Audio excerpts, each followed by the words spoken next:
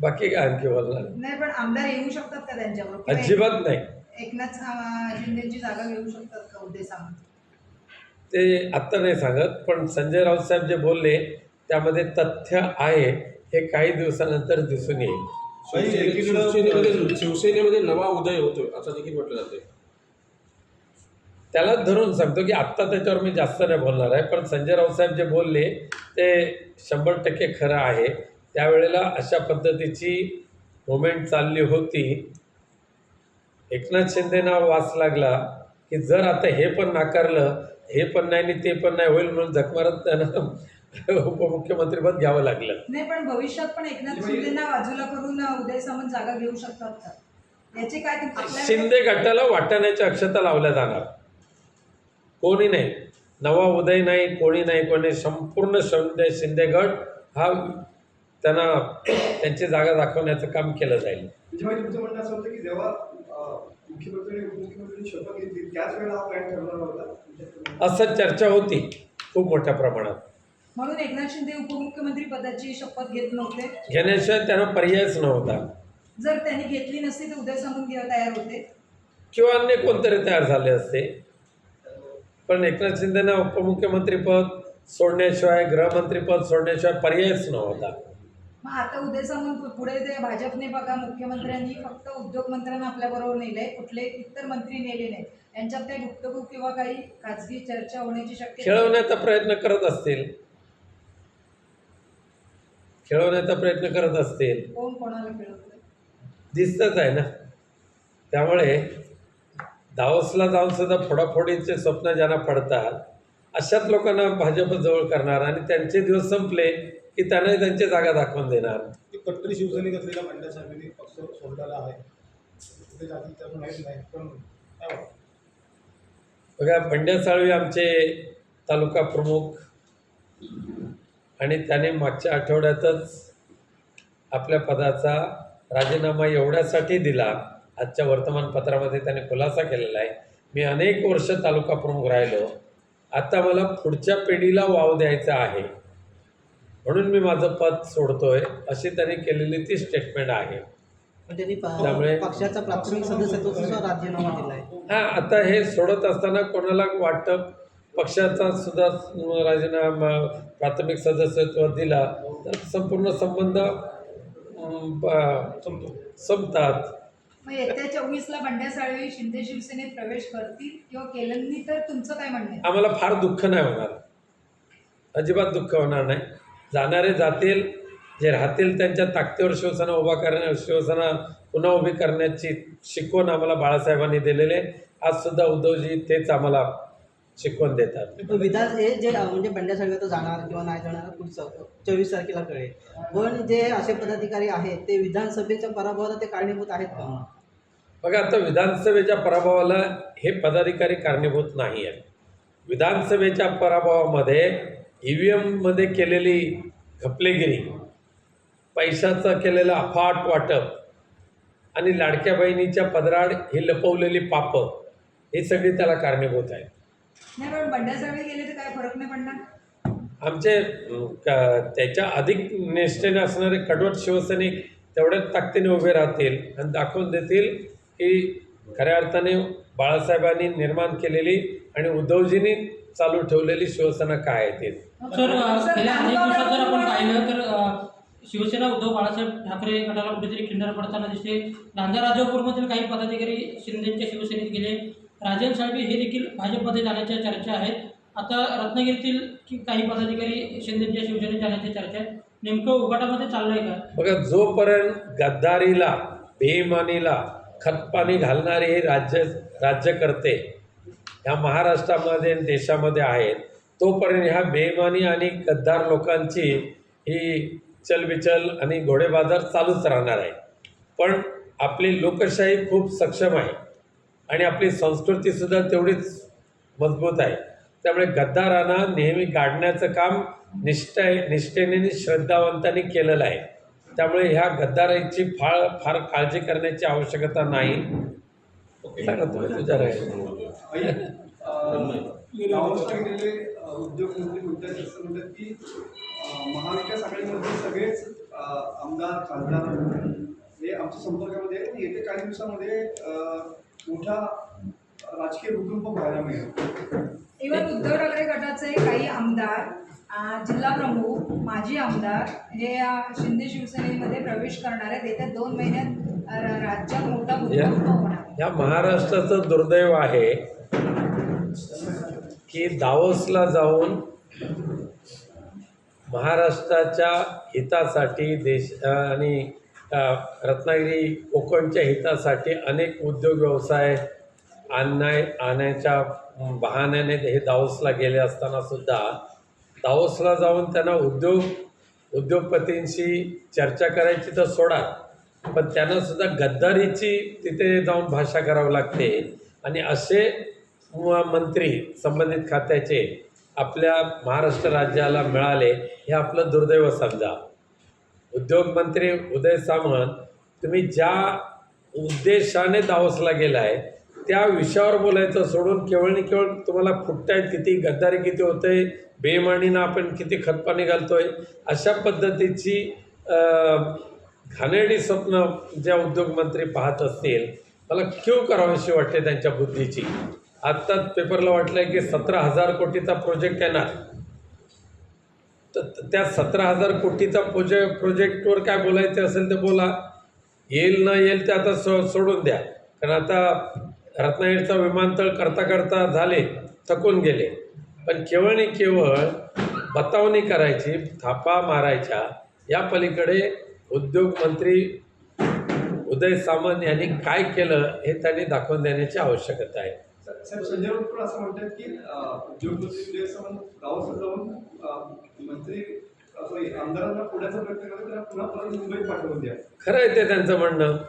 म्हणजे ज्या उद्देशाने तुम्ही महाराष्ट्र सरकारच्या खर्चाने परदेश दौरे करताय, त्या पैशाचा विनियोग जर म्हणजे खऱ्या अर्थाने वापर करायचा असेल तर महाराष्ट्राच्या हिताच्या दृष्टीने तिथे चर्चा व्हायला पाहिजे. त्याऐवजी तिथे जाऊन तुम्ही प्रेसशी बोलताय आणि आम्ही उद्धव बाळासाहेब ठाकरेतून किती फोडणार, काँग्रेसमधून किती फोडणार, ही तुमची मर्दुमकी असेल तर ही मर्दुमकी नाही, हे नामर्दाचं लक्षण आहे. भाई 2 पालकमंत्र्यांच्या याला स्थगिती देण्यात आली, काय? खरं म्हणजे आता गद्दारांचे दिवस संपतच आलेले आहेत. भारतीय जनता पक्षाने ह्यानं त्यांची जागा दाखवायला सुरुवात केलेली आहे. त्यामुळे एकतर मुख्यमंत्री पदाच्या वेळेला त्यांना लाथ मारलंच होती, आतासुद्धा पालकमंत्री पदावरून त्यांना काय त्यांची दशा केलेली आहे ती दिसून येते. त्यामुळे जरी स्थगिती मिळाली 2 पालकमंत्र्यांच्या नियुक्तीला, तरी मला खात्री आहे की भारतीय जनता पक्ष त्यांना जे हवं आहे तेच करतील. यांच्या विरोधाला ते काडीची किंमत देणार नाहीत. बाई, असं म्हटलं जातंय, त्रास जरी झाला तरी आमचा आवाज बंद नाही करू शकणार ते. राज्यकर्त्यांचा आवाज आत्तासुद्धा धनंजय मुंडेंचा काय अवस्था करून ठेवली बघा तुमच्या जागृत पत्रकारांनी आणि सामाजिक कार्यकर्त्यांनी. आम्हाला लोकशाहीने दिलेला जो आवाज आहे, या भ्रष्टाचारांचा बुरका फाडण्यासाठी आम्ही काय गप्प बसणार नाही आहे. येत्या अर्थसंकल्पामध्ये कठोर निर्णय घ्यावे लागतील असं घ्यावे लागतील असं अजित पवार पवार म्हणणं आहे. पण मला भीती तीच आहे की विधानसभेच्या निवडणुकीकरता लाडक्या बहिणीचा पुरस्कार करून बहिणींना कुठेतरी भगिनींचं मतदान खेचण्याचा जो यशस्वी प्रयत्न भाजपने केला, त्या भगिनींना आत्ता लाडक्या बहिणीच्या योजनेपासून दूर जावं लागेल अशा पद्धतीची भीती निर्माण झालेली आहे. लाडकी बहीण योजना नक्कीच अजित पवार बंद करतील काय, आणि ती शक्यता नाकारता येत नाही. 1 रुपयामध्ये पीक विमा योजनेमध्ये 5,000 कोटींपेक्षा जास्त घोटाळा झाल्याचा आरोप सुरेश जोशी यांनी केलेला आहे. आणि हे पत्र आपण मुख्यमंत्री फडणवीस यांना देणार असं तुम्ही म्हणताय. आमदार सुरेश धस यांनी पीक विमाच्या मध्ये झालेल्या भ्रष्टाचाराचा खूप चांगल्या पद्धतीने बुरखा फाडलेला आहे. पण दुर्दैव आहे महाराष्ट्राचं. ह्या महाराष्ट्राचे कृषी मंत्री म्हणत आहेत की प्रत्येक योजनेमध्ये 4-5% भ्रष्टाचार होतो. आता पीक विम्याची एकूण रक्कम जर पाहिली तर त्याच्यातला 4 ते 5% म्हणजे 5,000 कोटी. कदाचित महाराष्ट्राच्या कृषी मंत्र्यांना 5,000 कोटीची किंमत कळली नसेल, म्हणून त्यांनी त्या भ्रष्टाचाराचं समर्थन केलेलं आहे. पण नक्कीच पीक विमा योजना ही शेतकऱ्यांच्या बागायतदारांच्या हिताची नसून पीक विमा कंपन्यांच्या हिताची आहे, त्यांच्या भल्यासाठी आणि त्या कंपन्यांच्या माध्यमातून इलेक्ट्रिक बॉन्ड घेणाऱ्या भारतीय जनता पक्षाच्या हितासाठी आहे. आता या राज्याचे उपमुख्यमंत्री स्वतः शेतकरी आहेत, बागायतदार आहेत, एकनाथ शिंदे. त्यांना ह्या पीक विमा योजनेचा किती फायदा होतो तो त्यांनी जाहीर करावा. ते विखे पाटलांनी वाळू तस्करांची, सोलापूरमधल्या वाळू तस्करांची पाठराखण केलेली पाहायला मिळते. त्यांच्या गाड्या जाऊ द्यात असा त्यांनी आदेश दिलेले होते. ते स्वतः कबूल करतात.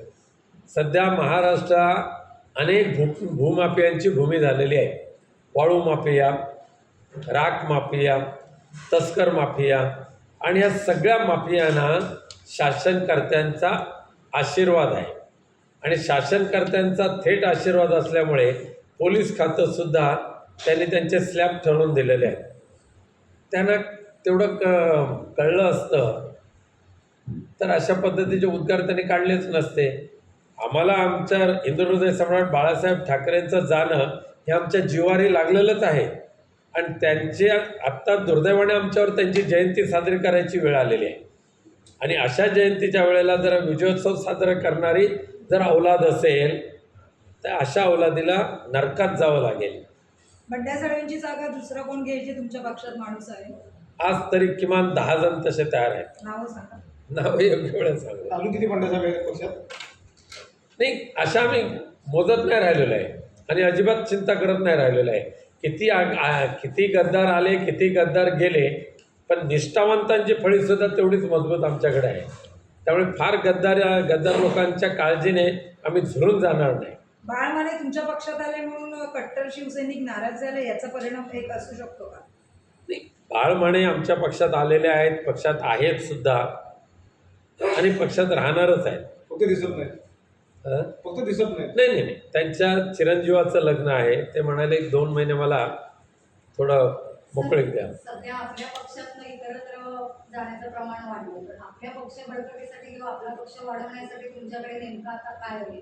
जे आहेत निष्ठावंत, त्यांची निष्ठा आणि श्रद्धा आहे, हीच आमच्या उद्याच्या पक्षाच्या उत्कर्षाची ती नांदी आहे, निष्ठा ती ठेव आहे. वाढवण्यासाठी नेमकं नियोजन काय? नियोजन आहे, पण ते आता नाही सांगणार. आम्ही आमच्या संपर्क आहे, संवाद आहे, संबंध आहे, त्याच्यातून हे सगळं शिवसेनाचा परिवार पुन्हा एकजुटीने तो उभा करणं आणि पुढे चालवणं हे आमचं काम आहे. आम्ही ते चालू ठेवलेलं आहे. निष्ठावंतांची तुमच्यात व्याख्या काय तुमच्या? नाही, न्यायदेवता तिच्यावर आमचा विश्वास आहेच. आणि न्यायदेवतेने आता तरी भुजबळांच्या बाबत चांगला निर्णय दिला आहे, असं ही आनंदाची गोष्ट आहे. भाई, आगामी स्थानिक स्वराज्य संस्थेच्या निवडणूक आहेत, तर शिवसेना उद्धव बाळासाहेब ठाकरे पक्ष एकटा लढणार की महाविकास आघाडी म्हणूनच लढणार? अद्यापही त्यावर निर्णय झालेला नाही, पण याबाबत पूर्णपणे निर्णय घेण्याचा अधिकार हा शिवसेना पक्षप्रमुख उद्धवजी ठाकरे साहेबांचा आहे.